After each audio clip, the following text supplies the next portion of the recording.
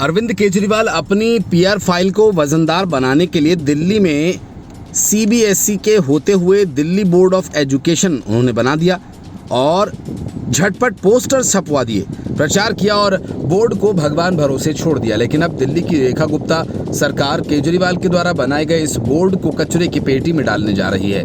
केजरीवाल ने 2021 में बड़े विज्ञापन बजट के साथ डीबीएसई को लॉन्च किया। नारे इसके लिए बनाए गए नया भारत नई शिक्षा, दिल्ली मॉडल और हर बच्चा बनेगा एक्सीलेंस का एक्सपर्ट। लेकिन 3 साल बाद बोर्ड की हालत देखकर लगता है जैसे ये योजना केजरीवाल का एक जुमला था और हर जुमला एक स्कीम बन गया। शुरुआत में केजरीवाल सरकार ने दावा किया था कि ये बोर्ड सीबीएसई से भी ज्यादा आधुनिक होगा और बच्चों को स्किल्स के साथ सोचने की आजादी देगा। अब तो हाल ये है कि डीबीएसई को खुद ही असाधारण और असफल घोषित कर दिया गया है। और मजेदार बात यह कि जिन नियमों और मान्यताओं को दिखाकर इसकी तारीफ की गई थी, आज उन्हीं को सिरे से खारिज कर दिया गया है।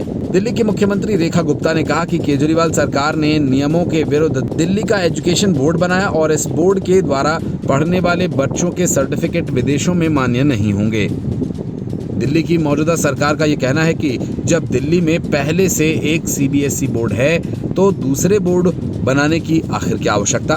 दिल्ली के स्कूल पहले से ही सीबीएसई बोर्ड द्वारा मान्यता प्राप्त है। दिल्ली के सभी स्कूल्स को इस साल सीबीएसई बोर्ड के करिकुलम में ही दाखिला देने के निर्देश दिए गए हैं। और एक निजी स्कूल की प्रधानाचार्य ने बताया कि Delhi board of school education से संबद्ध सभी सरकारी स्कूल्स को दिल्ली सरकार की ओर से निर्देश दिए गए हैं कि वो अपने यहाँ इस साल दाखिला सीबीएसई बोर्ड के करिकुलम के अनुसार ही लें। साथ ही Delhi board of school education के कार्यक्रम के हिसाब से जहां पर 10वीं और 12वीं के जो बैचेस चल रहे हैं वो इस बोर्ड के तहत अंतिम मैच होंगे। अगले साल Delhi board of school education पूरी तरह से बंद कर दिया जाएगा।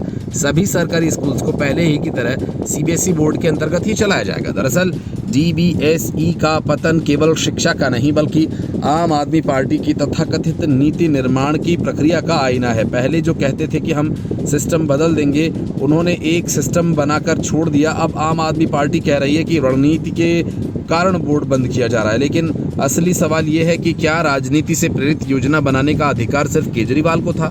जब बिना उचित योजना के बोर्ड बनाया गया तो अब राजनीति के हवाले करना भी कोई आश्चर्य नहीं।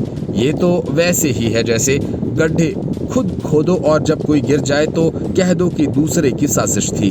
अब डीबीएसई एक पन्ना है जो इतिहास में नहीं बल्कि एक असफल पीआर कैंपेन की फाइल में दर्ज होगा। और दिल्ली के छात्र सोच रहे होंगे कि सर जी, हमें तो लगा था कि आप एजुकेशन सुधारेंगे, लेकिन आपने तो एजुकेशन को ही रिटायर कर दिया। Bureau report, news of India.